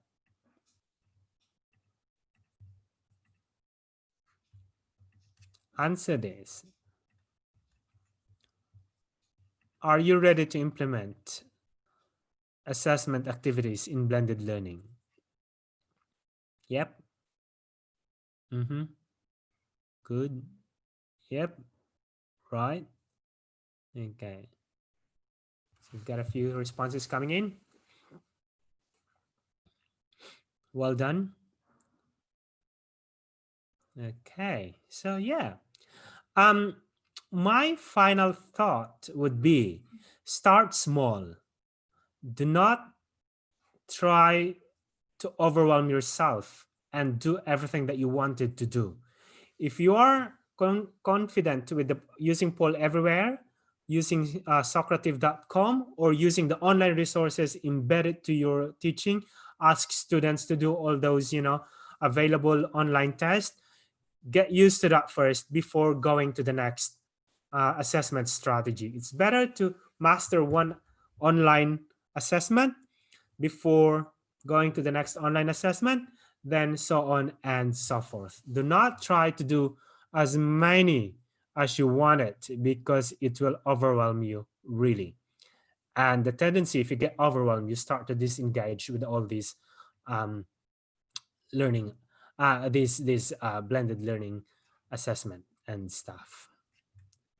So I hope you've learned something today and you start, redesigning and reflecting on your assessment practices. And I'll leave you with that. We are in a very, very difficult time.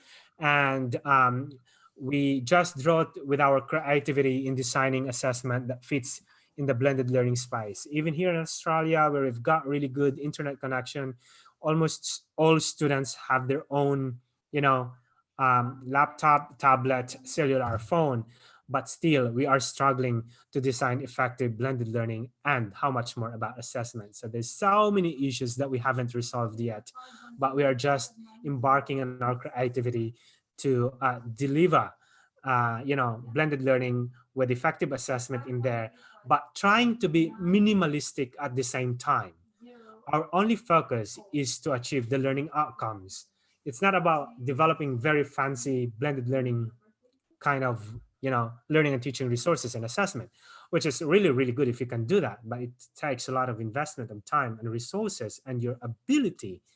But if you start being minimalistic and trying to be realistic and supporting your students in terms of achieving learning outcomes, then you are in the right track.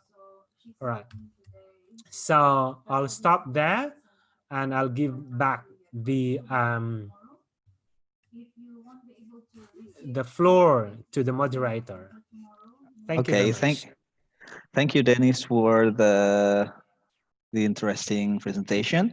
It's so inspiring knowing that we need to better understand the factors that affect our students' learning from the perspective of assessment, some principles of AFL learning outcomes, and also some apps for language assessment.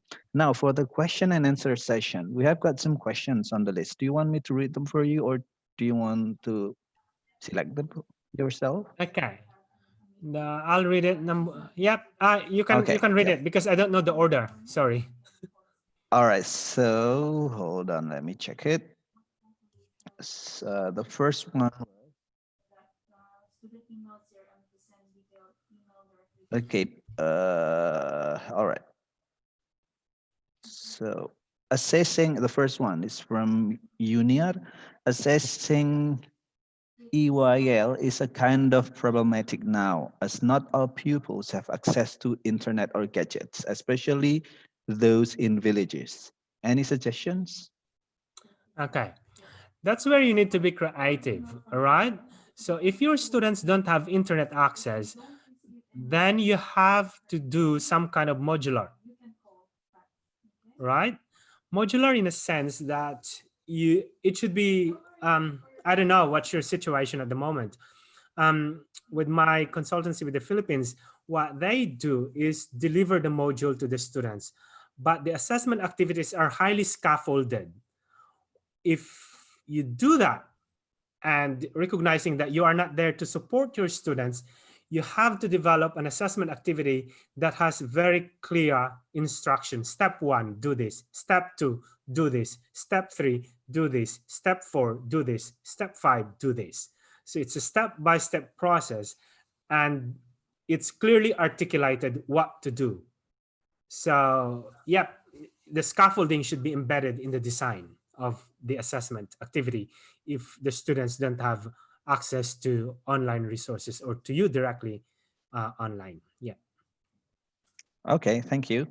And we come to the next question. It's from Arni Vera Sinatra. Should we hold on? Should we cover the thinking dimensions in one assessment?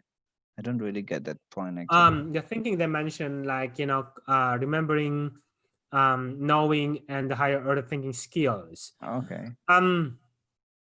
It depends on your learning outcomes. If your learning outcomes call for identification, then that's only identification. That's only remembering. If your learning outcomes call for discussion, then that's only about knowing. You know. So as I've been emphasizing, your learning outcomes are your handy tool to determine what is the most effective assessment that you're going to use. Not only in terms of what appropriate questions to ask to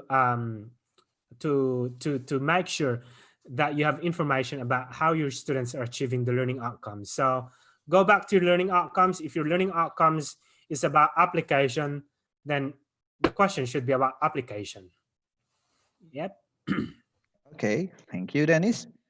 Next, it's from Ferlia Eliza. How do we know the styles of learning? I think, yeah, you are good at that. How do we know the styles of students learning? Okay.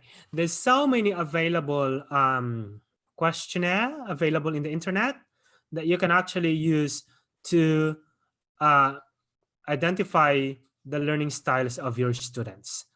But there's also criticism about learning styles. We've been talking about there are those auditory, there are those who are verbal, there are those who are kinesthetic.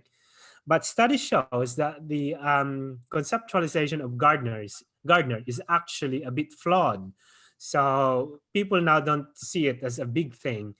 Um, but the research in terms of universal design for learning, what they are emphasizing is to provide us not as many, but different modalities or resources for students to engage.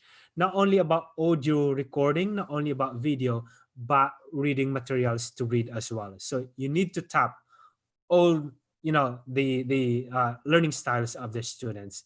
So if because it's easier to do that in the online environment, you can have links for the video, you can have links for audio, you can have links for reading materials, just, some of the resources. So that's what the universal design for learning is doing or recommending in response to the criticism of Gardner's learning styles. Okay, thank you. And the next one is from Titi Rohayati. Can blended learning be applied in elementary level?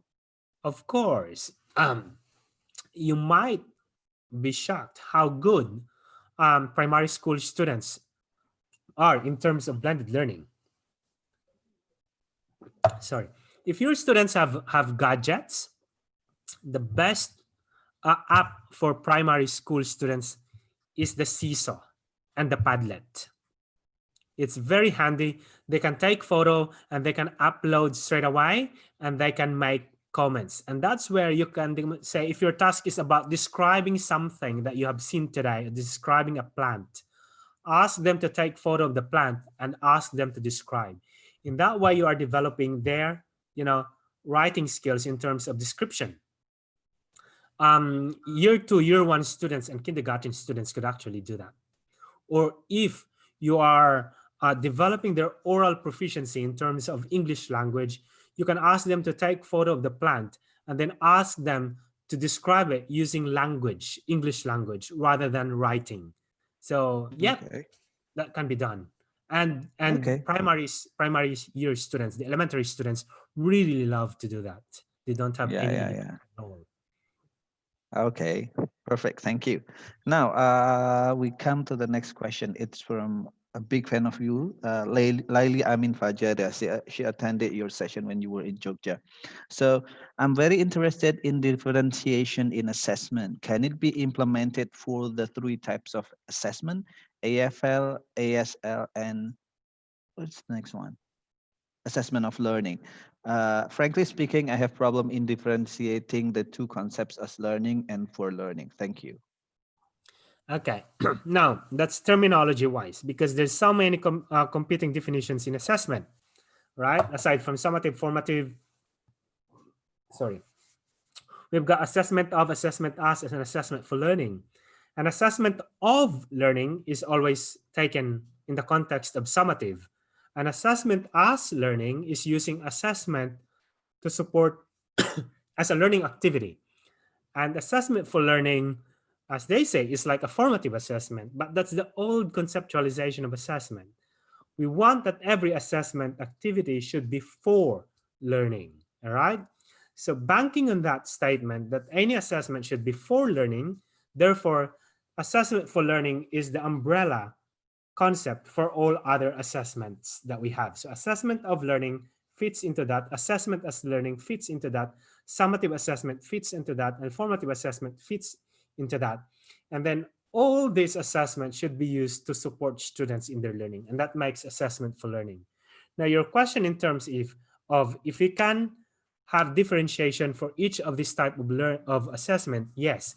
In formative assessment, say, for example, even in the verbal questioning inside a classroom, you can have differentiated questioning as well. For high performing students, you don't need to have as many prompts as possible. But for low performing students, you need to support. And the way we do that for low performing students is anything that comes out from the mouth of the student, you need to take that and build on that and try to empower that student to say more. All right, instead of saying that's wrong, how about say if the student has given a wrong answer and say, oh, how about looking at from this perspective? What's your thinking? Why did you say that one? It may take a while, but you are helping your students to build their thinking, and at the same time their ability and their motivation, or their capacity to answer questions. Yeah, so, and even in the summative assessment you can, but yeah, so try and keep uh, differentiating your assessment. Okay, thank you, Dennis.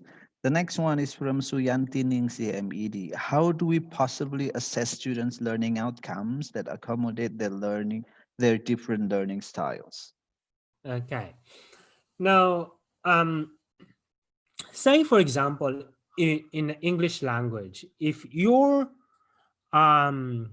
learning outcome is students will be able to frame or to develop good arguments. Okay. Now, if you know that some of your students are really good in writing, you can ask them to do writing task.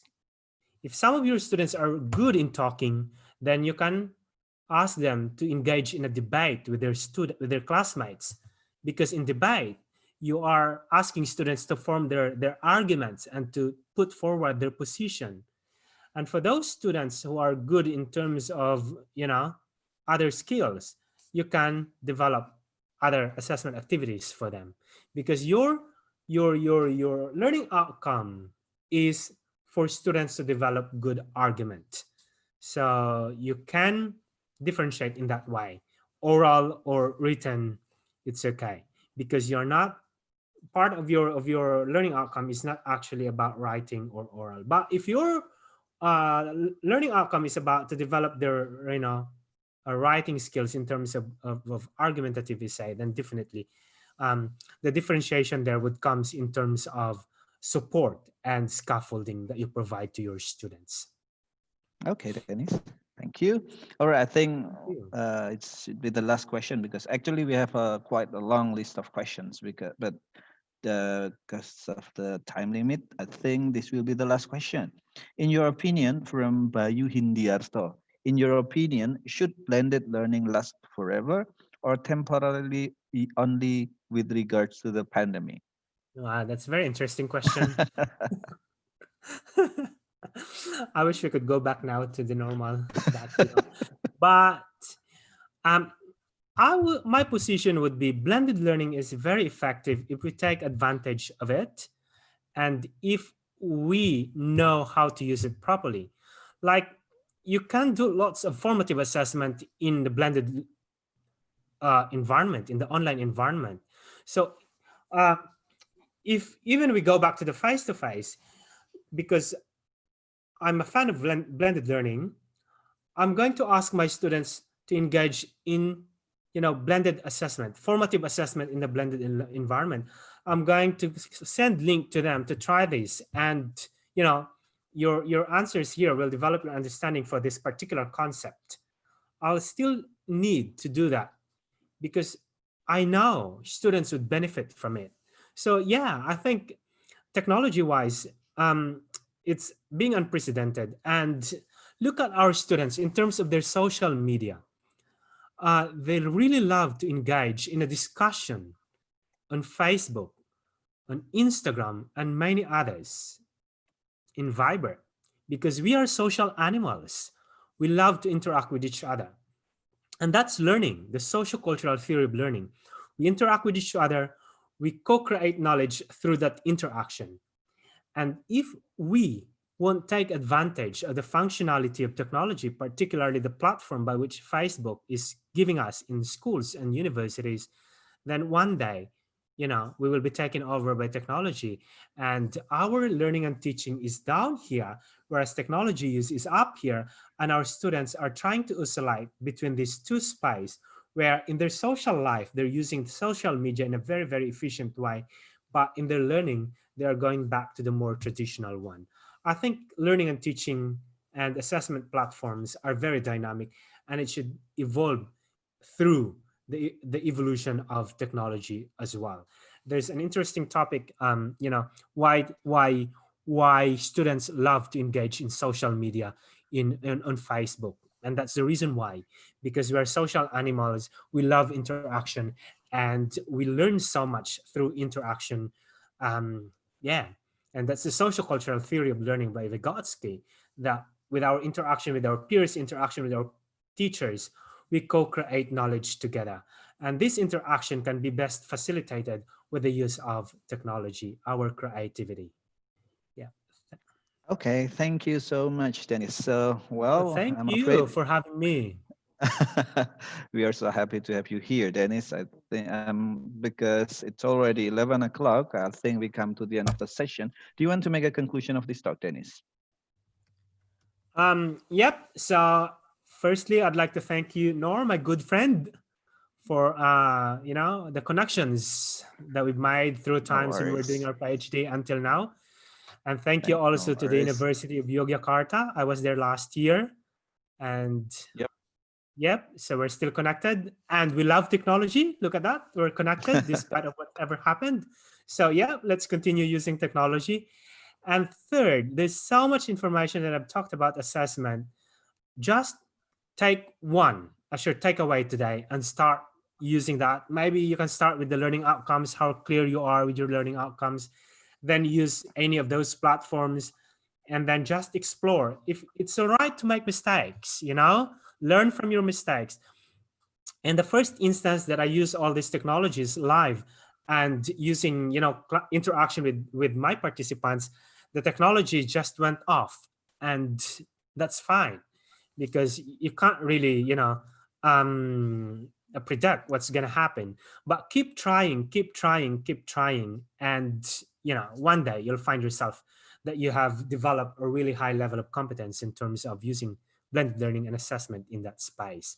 So to all of you, good luck. You are not alone in that space. We are in the same space. As I said, even here in Australia, where we've got really good technology, we've got high ICT use and ownership, but we are still struggling to do it. So just you know swim, keep swimming, and yeah, we'll get through this.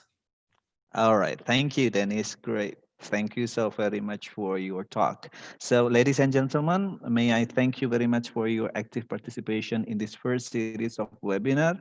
We are looking forward to having you all in the next series of our webinar. Again, Dennis, thank you for the nice talk. Okay, so Thank I you so think much. we can conclude, close this session. Assalamualaikum warahmatullahi wabarakatuh. Thank you, Dennis. Thank you.